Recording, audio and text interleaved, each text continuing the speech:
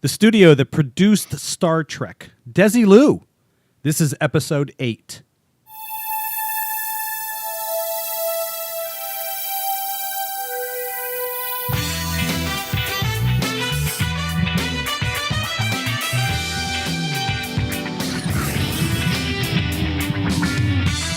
You're listening to 70s Trek with Bob Turner and Kelly Casto, the fan podcast that looks at Star Trek in the 1970s. It was the decade that built a franchise. Welcome to this episode of 70s Trek. I'm Bob Turner. And I'm Kelly Casto. Kelly, if you had to sum up this show to friends, how would you describe it? Star Trek and the 70s? A man of few words. Kelly, what are we talking about this week? We are talking about the studio that originally produced Star Trek, Desilu. And there's quite a story to tell. Boy, there sure is. And it's interesting. Without this story unfolding the way it did, we might never have had the rebirth of Star Trek in the 1970s. So, before we get to that, though, let's tell listeners how they can find us. Sure. We hope you visit our Facebook page at facebook.com/70strek. We'd love to hear your comments and your questions. Yeah, you can also find this show on iTunes. Just search for 70s Trek. Once you find us, we hope you'll subscribe, give us a listen, and we hope you'll leave a rating and a review. That helps the show get into the hands of people who might like to listen to it as well. Just some interesting timely news. You know, last night, Kelly, the History Channel aired a special called 50 Years of Star Trek, part of the 50th anniversary. I thought it was a really nice look back. Great to see some interviews with some folks. It also featured Leonard Nimoy's last interview. What did you think of it, Kelly? I think it was long overdue. It should have been aired about 25 years ago. Oh, yeah, right. That would have been nice. Well, but then again, it would have needed a different name then.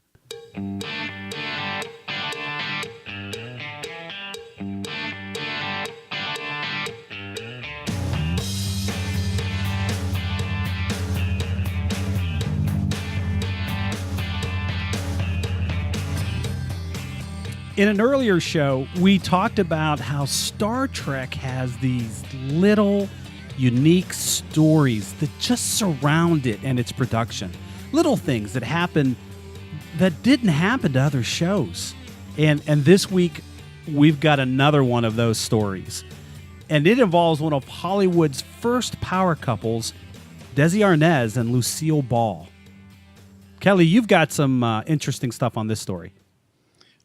I sure do. So to really tell the story, we're going to have to rewind way, way, way back to 1948. This is when Lucille Ball was cast as Liz in a radio program called My Favorite Husband for CBS Radio. And it was a big hit back then. So CBS, they wanted to rework this into a TV show. So to do this, Lucy had kind of a say in it. She really insisted that her husband, Desi Arnaz, be cast as the husband. So this sort of started as a radio show? Yes. I had no idea. Yeah. So the as they're working on this, Desi and Lucy, they did a pilot and for CBS. But in doing that, they decided to start their own production company called Desilu in 1950. So they aired the pilot. Really, actually, to back up just a hair, CBS wasn't too keen on a white woman married to a Cuban husband. So they had some mixed feelings about this. It was 1950. It was 1950. Yeah, go figure. So they did this pilot, and really, the CBS they declined. They passed on I Love Lucy? They passed on I Love Lucy. Really? Because so back in, again, 1950, you go back that far, Desi and Lucy, they basically took this concept as a vaudeville act, and they played around different shows, obviously with vaudeville. As Lucy being that wacky wife who wanted to, get her feet into her husband's entertainment business or show. And it was a hit. So CBS, they decided to pick up the show. Oh, so they took it on the road and showed CBS that this would Yes. work, kind of thing? Right. Just kind of like, plays do. Smart. Where they go off Broadway and prove it out. Smart. The concept. Yep. So then it gets interesting. So they're negotiating for the show, with the CBS execs, and Lucy and Desi, they decide or they pitch that they'll take a pay cut, but they want to retain the rights to basically air reruns of the show. Isn't this where CBS kind of looked at them and said, "What's a rerun?" Yeah. Yes. I don't even think they waited that long. They just said, "Yeah, sure. We don't care. Nobody does reruns." I mean, the entire concept of a rerun wasn't even happening yet. Right. That's how ahead of the curve they were. Exactly. So their wackiness, I'll call it, continues. So they're one production right now. They're focused on I Love Lucy, and in the process of developing the show, they insist that they're going to film everything on actual film instead of using kinescope, or however you say that word. Yeah, kinescopes were. You got to remember the time they had no video recorders, and so they would take a film camera and put it right up against the TV screen and shoot the live video feed, and that's how they would record. Not really record. They would preserve a television broadcast because, again, they had no videotape to record it on. So that was a kinescope. Yeah, and the disadvantage is New York, where most things were probably shot back then live, where the majority of the population was, they got to see a nice quality show. The other time zones, they got the kinescope copy, which is grainy and kind of crappy. Isn't it amazing when you think back about the technology? No satellite, and no way to delay it. This was really primitive broadcast production. Very interesting to look back at this period. So the other advantage too, though, if you look at it, Bob, there are no lost episodes of I Love Lucy. Right, because they were filmed. It was filmed, right, and in high quality, 35 millimeter, locked up in storage vaults. So really rare for the time, especially when. Am I wrong? Was it 1951 when this show goes on the air? Yes. Yeah. Very, for a studio show like this, not shot out in the real world, very rare for it to be filmed and not kinescoped. So good on them. They were looking forward. Exactly. And since they own the production company, they can make that decision. Did they buy the old RKO studios?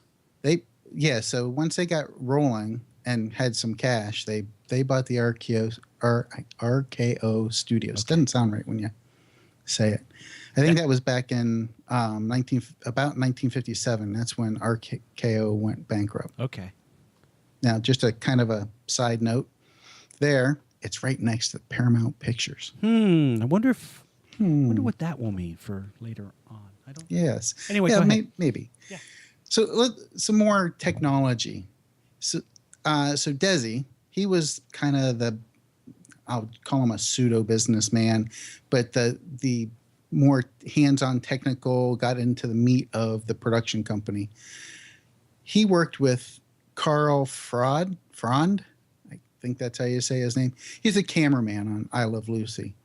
And what they did is they worked out a multi-film camera setup and basically had their different studios right there, and they filmed all the episodes live in front of an audience. One of the first times everybody thought they were crazy.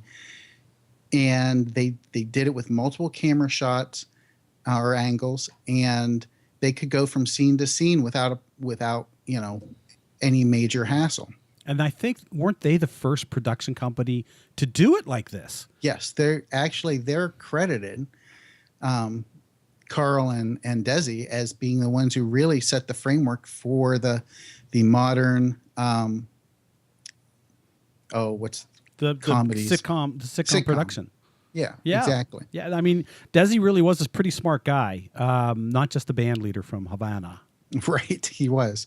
He wasn't afraid to take some risks either. No, So also part of this, just another side note, lighting. They worked on some innovative lighting as part of this as well, and so that's what really let the actors move from set to set, and the cameras to get the different angles, because the lighting was just right that you could do it without having to reset up. Those shows, when you watch those old I Love Lucy shows, especially if you're watching them off of Netflix or a service like that, where you're really getting them in HD quality, they really are pretty stunning. For that period of production, man, they really did a great job. Yeah, they sure did. So I watched an interview with Desi, being interviewed by David Letterman. I think it was an 1983 interview, if I remember right. Ooh, I bet that was good. Yeah, it was. It was interesting. So he talked, but one of the things I thought was funny is he talked about how they filmed in front of a live audience, and they didn't use a laugh track. No, it was the audience, wasn't it? It was the audience, to the point that even, as two actors were off the side, you could hear the director and even Lucy laughing, because Lucy has a distinctive laugh. Oh, yeah. And so you hear that on the laugh track, but the laugh track then got ported. Other shows took that laughter from their show, recorded it as their laugh track. They took I Love Lucy's laugh track. Yes. Oh my gosh, isn't that funny? So Yep. you just gave me a piece of information that I never had. But watching 60s sitcoms, as a kid you pick up on things that adults don't pick up on. And so growing up with TV, I can remember saying to myself, man, these laugh tracks all sound the same. Right. Bing. And you just told me why. Yep. Imagine that. Yep. So another really, here's where Desi isn't the businessman, but it actually worked out to his benefit. So when he's producing shows, and not just I Love Lucy, but the shows that Desilu produced, he would amortize. Well, he didn't really amortize. He didn't know about amortization and the shows across the whole season. He did all the production costs tied to the first episode of that season. Really? Yes. So what happens is pretty much you don't have to worry about money. No, after that. 20 episodes later, because you're actually making a profit at that point. Wow. So everything was tied to the first episode, and after that, he was golden. Yeah. Amazing. So Desilu Studios, they did all kinds of innovative and just kind of, people thought, wacky things at the time. So then let's look at some of the shows that they did. So obviously they did I Love Lucy. They did the Lucy Show, Star Trek, of course. Mission Impossible, The Long Hunt for April Savage, The Andy Griffith Show, Mannix, That Girl. They also, and if you look at the list, they not only did they do their own catalog of shows, if you will, other production companies came to them to use their set and use their techniques. So other things like My Three Sons, Dick Van Dyke Show, My Favorite Martian. I mean, there's a laundry list of them. They became sort of a major production house for 60s TV sitcoms, didn't they? Because they knew how to do it. They could turn them out. Exactly. Then it turns really interesting around 1960 or a little after. So Lucy and Desi divorce. Remain friends, of course, but they divorce. And Lucy produces a new show, her the Lucy show, actually. Desi wasn't in it. So eventually, Desi sells his shares to Lucy, and he gets out of Desilu. I think that's 62-ish. So what does that do? That makes Lucy the first female to head a television production company. Isn't that amazing? Lucy was famous in her own right as a comedian, but now she becomes, this first female exec in TV production. Yep. What a fascinating career. Yeah, she did everything. Now, her problem is she's the creative type. She can look at a show and just look at it for what is its production value or its syndication value or rerun value. And she was really good at nailing those down. Obviously, Star Trek, Mission Impossible, Andy Griffith's show, that girl. But she really didn't like that business aspect. It's not anything she ever had to deal with. Right. She had her show. That's the Lucy show, which, again, that's another successful show. So she brought in Oscar Katz and Herb Solo, I think is how you say his last name. And they're hired to go and find these cutting edge shows, the writers, especially at cutting edge shows. Were they looking? It seems to me I read something somewhere where they were beginning to look for the hour-long format. Right. Networks were beginning to shift away from that. They found that the hour-long format could be produced for 3/4 of the price of 2:30s. Is that correct? Right. That's exactly right. And so who did they stumble upon? Wait a second. I'm sorry. Did you say I was right? Did you say I was correct? You're going to make me do that? Yes, you were right. Thank you. Thank you very much. Yeah. I appreciate it. You, sir, in the back, thank you very much. You can sit down now. Sorry, Kelly, go ahead. Jeez. Oh, I don't know if I can go on now. All right. Well, so, Bob, who do you think was one of the writers they found? Tall, big guy, used to fly some airplanes. Do I have to say his name? Gene Roddenberry? Yes, you have to say his name. Oh, I just figured you'd jump in. Gene Roddenberry. And guess what he was bringing to the table? Star Trek. Wagon Train to the Stars. Exactly. They also brought Bruce Geller. He did Mission Impossible. So this Wagon Train to the Stars, so there's lots of hubbub, but some say Lucy didn't even read the script. Well, I actually have a little story around this. Do you have the same story? Yes, but please. Go ahead. I'm sorry if I'm walking on you. I mean, in Herb Solo and Bob Justman wrote Inside Star Trek, and they talk about this real quick. Solo said to Lucy at a board meeting, and we have this show, and we have Mission Impossible, and we have this other show called Star Trek. Lucy heard the name of Star Trek, and she thought it was a show about a traveling USO troop in World War II traveling around, the Pacific. And in another meeting later on, a month or so later, another board meeting, Lucy says, "Now what's going on with that South Pacific show?" And Solo's like, I don't know what you mean. Yeah. You pitched this South Pacific show, with the traveling actors. What's going on with that one? I'm really interested in that one. And it finally dawned on him after the meeting, Star Trek, she's talking about Star Trek, and he pulled her aside and told her, but she kind of got it all confused. Yep. Was a little bit more history here on, now we're talking Star Trek, and they have Star Trek. They have Gene Roddenberry. Now they got to sell the idea to a studio, a TV channel, or whatever they're called. Networks. They first go to CBS, and they go to CBS because having Desilu being closely associated to CBS with I Love Lucy and then the Lucy show. Oh, you think they would have jumped at it? They had the right of first refusal. They refused. And guess what they opted for? Yeah, right. Lost in Space. Lost in Space. Right? Smart, CBS. Great job. Yep, awesome. So they get it to NBC, and NBC actually pays for the pilot, The Cage. And as we've talked about this, they paid for the pilot, The Cage. It was too cerebral. So they paid for a second pilot. Again, unheard of. It really, really was. You know, it's interesting. You mentioned, that's a little aside.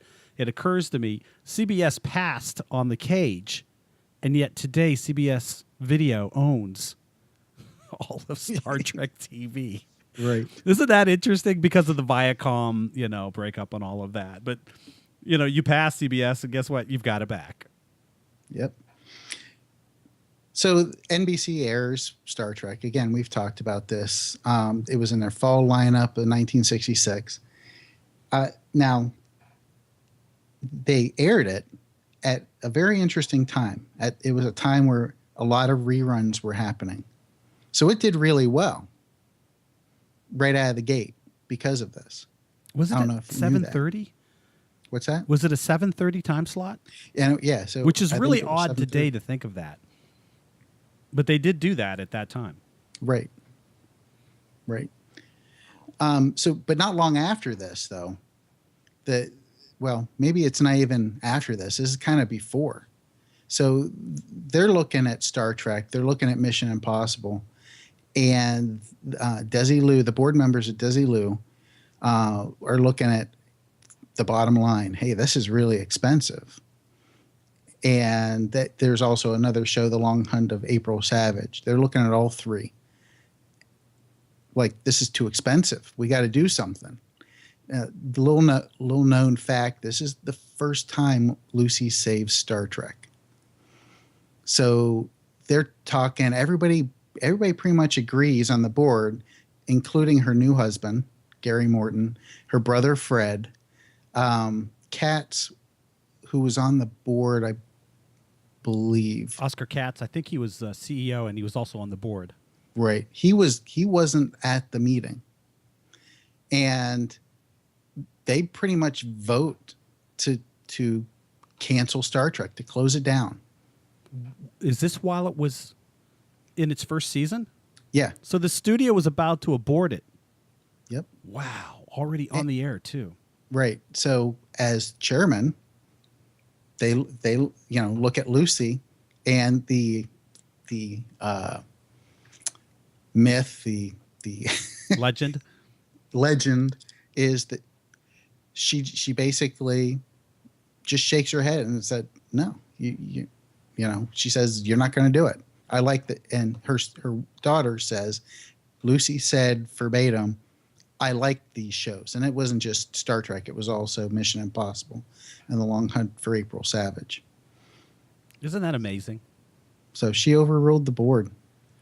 There's another little story, too, that involves Lucy really directly with Star Trek. As they were wrapping up shooting on the second pilot, Where No Man Has Gone Before, the last shot of the 9-day shooting schedule was where Shatner's Kirk takes on Gary Lockwood's Gary Mitchell at the very last scene of that show. Everybody, if you know that show, you know what I'm talking about. It was a 9-day shooting schedule, and they absolutely had to come in at 9 days. They couldn't go over because they were trying to prove to the network that we can produce this on time. And so there's a wrap party scheduled. Let's just say 8 o'clock. I don't know what the time was, but let's say it was scheduled for 8 o'clock. And the shoot is going long. They're trying hard to get this in, and they're fighting the clock. And they're having problems with this scene because if you remember the scene, there's kind of this built-up structure of sand and dirt and fake rock all around them. The sand keeps rolling down the sides of the set onto the camera dolly track. And every time they have to reset or do another take, they've got to get out brooms, and they've got to sweep the sand off the track so the camera can move.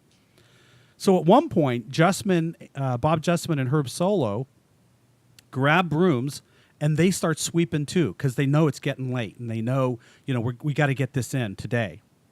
As they're sweeping the track at one point, they look over, And there's Lucy. She's got a broom in her hand, too. And she is sweeping furiously. She's trying to clear this sand as well. They do a few more takes, and Lucy turns to the director. And she says, it was James Goldstone, and she says, "What do I have to do to get you to finish?" Yep. And then she turns the solo adjustment and has a smile on her face.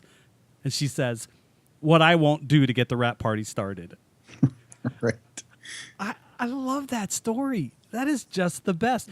You've got one of the most powerful women in Hollywood at this time. And she's down there sweeping sand away, just like everybody else. Incredible story. Well, incredible woman. She was. Yep. So I'm going to now fast forward to, Star Trek is done, or not done. I'm sorry. 1967. What am I thinking? It's done. 1967. It's what, the second season? It was the end of the first going into the second. Right. Lucy sells her shares of Desilu to Gulf Western. Yep. So, Bob, what was that all about? So, that's a background. Really interesting story there. If you want to talk about who Gulf Western and Paramount were, you have to go all the way back to 1912. A guy by the name of Adolf Zukor owned a lot of Nickelodeons around the country. Those were places where you could go in and play. I was about to say video games. They weren't video games. But you could do arcade kinds of things and watch snippets of movies. And when he saw those snippets of movies and how people responded to them, he decided to get into the production side. And so he started the Famous Players Film Company in Hollywood in 1912. Paramount today, a lot of people don't realize this, it is the 5th oldest surviving studio in the world, and it is the only remaining major studio from that big vaunted Hollywood era that is still operating in Hollywood today. That's pretty amazing. That is. I didn't know that. I know. I didn't either. So Zuko believed in the power. Zuko. I just called him Zuko. Zukor believed. Are we going to do... Danny Zuko, because he was involved with all of this. Go Grease Lightning. Yeah, go figure. Zukor believed in the power of having a lot of big-name stars.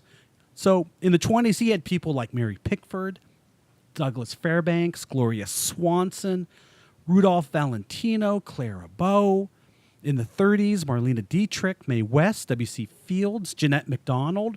I mean, these are names we still know today. Dorothy Lamour, Bing Crosby, Carol Lombard, Gary Cooper. Yeah, unfortunately, we know. They're still big names that people would recognize. In the 1940s, he had Bob Hope and Alan Ladd and Veronica Lake, Paulette Goddard, Betty Hutton. Early on, he gave Cecil B. DeMille his start. Oh, wow. Yes. So Zukor has quite an impact in Hollywood at that time. And he buys a string of theaters, and it's known as the Publix theater chain or theater corporation. Paramount and Publix is then taken to court. The Supreme Court rules against them and says a major Hollywood studio cannot own a bunch of theaters. You're creating a monopoly. And so they split Paramount up and split the theater chain up. With that theater chain gone, it's the beginning of the end for Paramount. Paramount begins to suffer a little bit. And it's looking for ways to make money.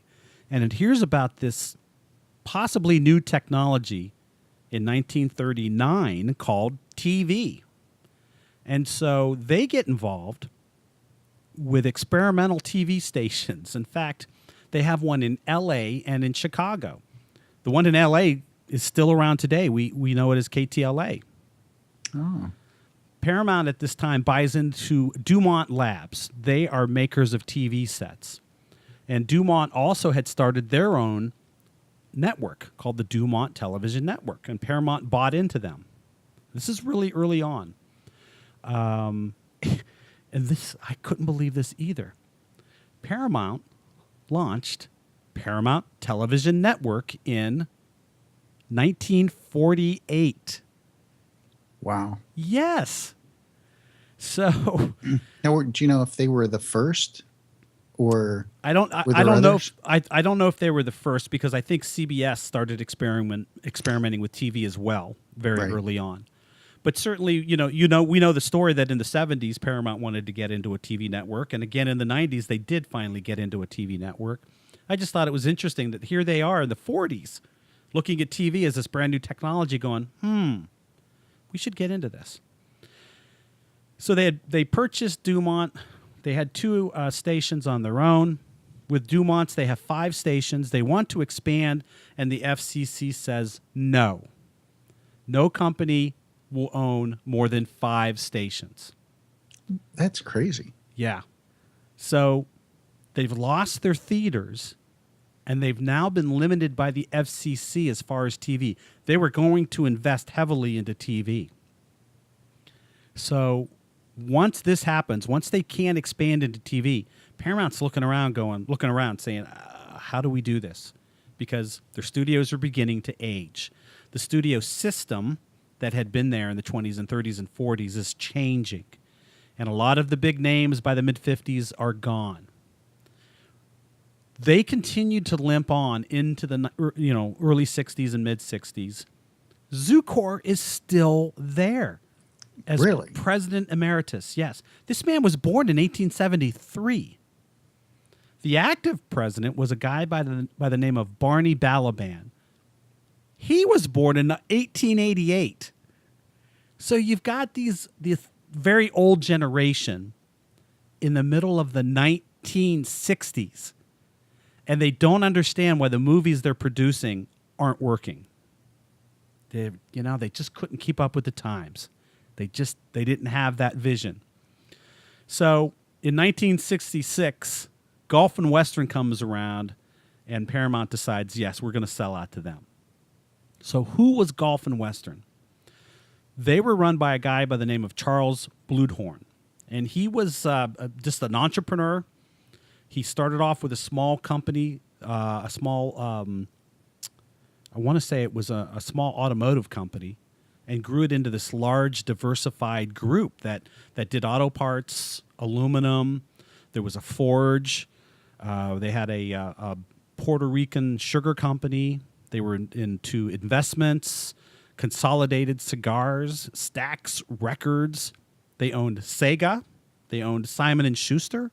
Hold on. Sega. Mm-hmm. Yeah. We'll get to know Sega down the road. And Madison Square Garden. And now they buy Paramount.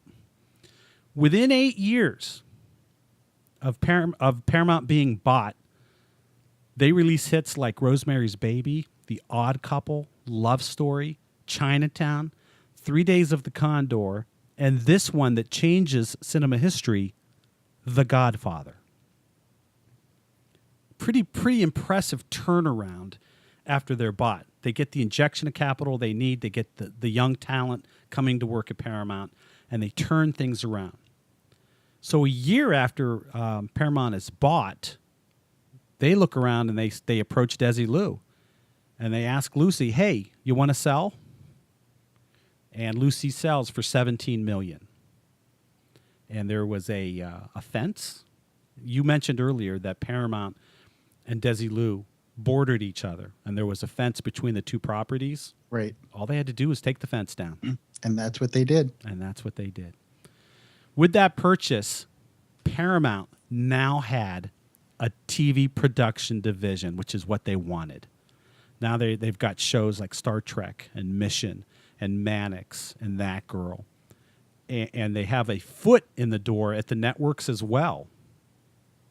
And they become known. Paramount becomes known then in the 70s and 80s as specialists at the half-hour sitcom format. They take Desilu's creation and really take it to the next level. What I thought was really interesting, so as we sort of sum all of this up, is there you've got Star Trek. Whether or not Paramount steps in or not, let's play what if for a minute. If Paramount doesn't step in, Star Trek probably gets canceled anyway. Wouldn't you agree? Yes. I agree. Actually, there's just a kind of side, and I don't remember names, but the guy, the old guy you mentioned, in charge, Zukor, he calls one of his guys that was part of the deal. And again, I forget names. Sorry. And he calls in the middle of the night, shortly after they make the deal, and he goes, "You're going to put me in the poorhouse." He's looking at, Star Trek and Mission Impossible and how much they're costing. He's kind of, what did you do to me? Right. And Gulf Western are like, it's okay. We're taking care of it. We got this. Right. So I think no matter what, Star Trek would have been canceled had Paramount not even stepped in. So without Paramount, though, in the 70s, can Desilu continue? Does Desilu continue? They might. But at some point, the production of these big shows like Mission and Star Trek that they really wanted to produce was killing the studio. They were costing too much. Even though Lucy wanted to keep them alive, the board was correct. It was killing the studio. They were in the red because of these long hour-long adventure format shows. I don't think that Star Trek would have had a chance of coming back without Paramount buying Desilu.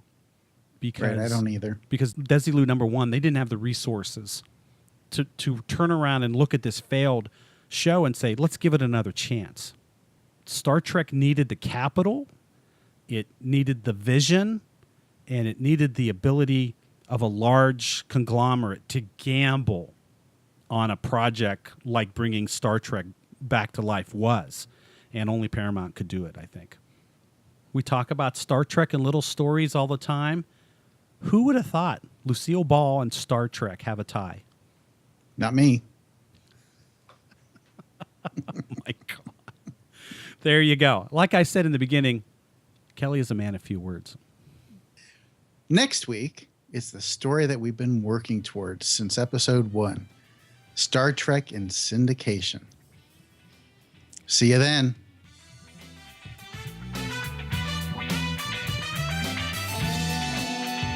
Thanks for listening to 70s Trek, an independent fan production.